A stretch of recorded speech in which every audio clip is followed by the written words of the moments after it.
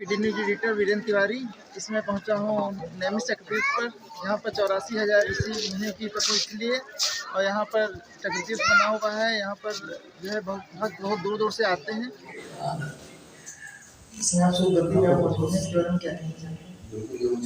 सूत जी की गद्दी है, जैसे हमारे यहाँ एक राजा की गद्दी होती है,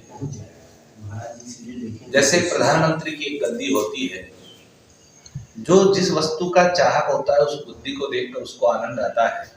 जो राजनीति के दलदल में फंसा है उसके मन में यही रहता है मैं एमएलए की गद्दी प्राप्त कर लूं, एमपी की गद्दी प्राप्त कर लूं, या प्रधानमंत्री की गद्दी या राष्ट्रपति की गद्दी प्राप्त कर लूं। वैसे ही जो धार्मिक क्षेत्र से जुड़ा है, आध्यात्मिक क्षेत्र से जुड़ा है, उसके मन में ये होता है मैं व्यास की या सूत की गद्दी प्राप्त कर लूं।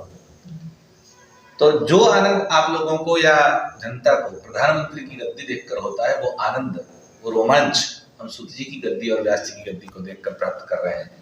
तो हमारे लिए तो प्रधानमंत्री से भी बड़ा पर कोई है तो सूत और व्यास जी का है। और ऐसे स्थान की पवित्र स्थान इस भूमि में आकर बहुत ही रोचक अनुभूति हो रही है। मन में कई आशाएं अपेक्षाएं होती है। जैसे आप दर्शन के लिए जाते हैं तो प्रकृति को देखने वाला हिमालय में देखकर बहुत आनंदित हो उठता है। आपने मोर को नाचते हुए देखा होगा, वो किसी को दिखाने के लिए, फोटो खिंचवाने के लिए मोर नहीं नाचता, उसके खुद के आनंद के लिए नाचता है। वैसे सूत जी के दर्शन करके हम खुद आनंदित हो रहे हैं। आपको क्या बताया कि आनंद कैसा होता है? कहाँ से आए? बड़ौदा, गुजरात से। नैमिष आपको कैसा लगा? यहाँ आते ही आप उस दौर में चले जाते हो जिसको हम पौराणिक समय कहते हैं, या फिर आपकी अपनी पुराणों की ओर आस्था अपने आप बढ़ जाती है। यहाँ पर गद्दी पे आप इसमें मौजूद हैं जी। यहाँ पर जो प्रधान स्थान है जिसके कारण इस स्थल को नैमिषारण्य कहा जाता है, उसमें भगवान का मनोमय चक्र जो है वह आया, उसकी नेमी यहाँ आकर स्थिर हो गई। प्रश्न हुआ कि सत्संग कहाँ किया जाए। प्रश्न हुआ कि ऐसा कौन सा स्थान है जहाँ पर बैठने पर आप और ईश्वर यानी शिव के समीप मिलन हो या फिर उसमें एकाकार हो जाए।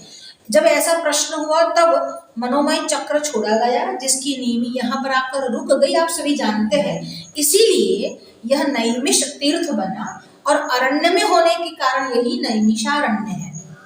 तो यह स्थान की अपनी अद्भुत महिमा है, अद्वितीय स्थान है। पूरे संसार में यह स्थान नहीं मिलेगा जहाँ इतने सारे ऋषि एक साथ हो।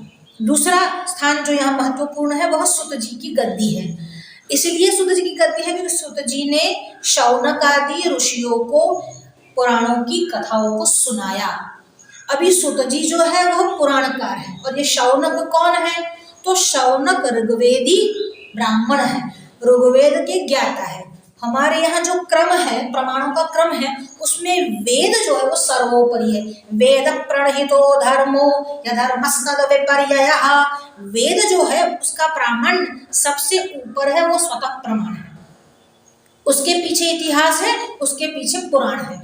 अब पुराणों के जानने वाले ऊपर बैठे हैं और प्रवचन कर रहे हैं और शौनकादि ऋषि जो है, जो ऋग्वेदीय ऋषि है, वो सुन रहे हैं। यानी वेदों के ऊपर पुराणकार यहाँ पर बैठे हैं, क्योंकि वेदों से प्रतिपादित जो कर्म कांड है वह तो केवल कर्म है और पुण्य अर्जित करने में सहायता करता है।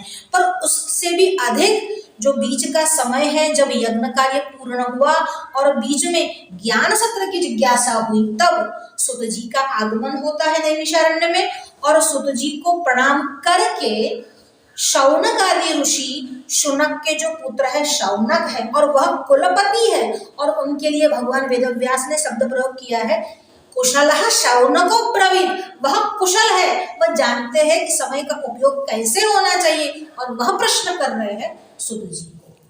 तो यह वो स्थान है जहां पर शौनक आदि ऋषियों ने सूत जी को प्रश्न किया, और प्रश्न में यह किया कि भयंकर कलिकाल जो आने वाला है उसमें यदि बहुत कम प्रयत्न से, बहुत कम साधन से ईश्वर की प्राप्ति हो तो कैसे हो, वह यह स्थान है। और सूत जी का जो उत्तर है वही पुराण है। जी, आप कहाँ से आई हुई हैं? बड़ौदा, गुजरात से। गुजरात से। जी। यहाँ पे कितने दिन का आपका टूर था?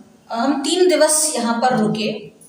यह स्थान अगर नैमिषारण्य में मैं कहाँ अपने आप को ईश्वर के साथ कनेक्ट कर पाई हूँ तो मुझे यह स्थान यानी सुतु गद्दी लगा। हालांकि सतयुग का जो स्थान है वो तो जहाँ भगवान ने अपनी नेमी रखी, जिसको हम चक्रतीर्थ या चक्रकुंड बोल सकते हैं, बहुत सुंदर स्थान है, पर वर्तमान में जो अवस्था है इतनी मलिन है कि हमारे मन में इतना उद्वेग हुआ कि उसी दिन हमारे मन में विचार आया कि यहाँ पर बैठे हैं वापस चले जाए, क्योंकि उस स्थान को देखकर मन में दुख हुआ कि जो इतना भव्य स्थान है, दिव्य स्थान है, जहाँ पर इतने सारे ऋषि एक साथ बैठकर ये ज्ञान सत्र किया करते थे और भगवान की नेमी स्वयं पड़ी है, चक्रतीर्थ है, और वहां पर इस प्रकार से न तो कोई सुविधा है, न तो कोई स्वच्छता है। पवित्रता की बात तो बहुत दूर की रही, स्वच्छता भी आपको जहाँ नहीं मिलती। विकास के लिए जो है मुख्यमंत्री योगी आदित्यनाथ जी ने हमें 550 करोड़ रुपए दिए हैं, उसका विकास होगा। अगर उन्होंने विकास के लिए इतनी बड़ी रकम आवंटित की है तो हम सुध जी के चरणों में यह प्रणाम करके आशा करते हैं, भगवान श्री कृष्ण के चरणों में प्रणाम करके ये आशा करते हैं कि उसका व्यवस्थित 550 करोड़ अगर आप बोल रहे हैं तो बहुत बड़ी रकम है।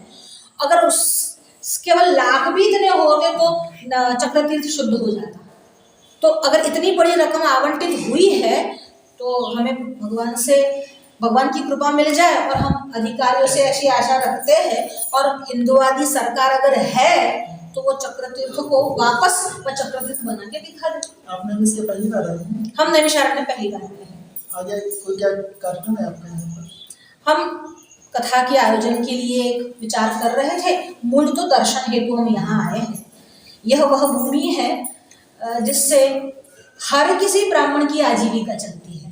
छोटे से छोटा सत्यनारायण की कथा करने वाला और बड़े से बड़ा पुराणों की कथा करने वाला, तो न केवल आजीविका चलती है, मतलब धर्म, अर्थ, काम और मोक्ष चारों पुरुषार्थ की अगर सिद्धि करनी है तो नैमिषारण्य वो स्थान है जहाँ से हमको वो शास्त्र, वो साहित्य उपलब्ध होते हैं।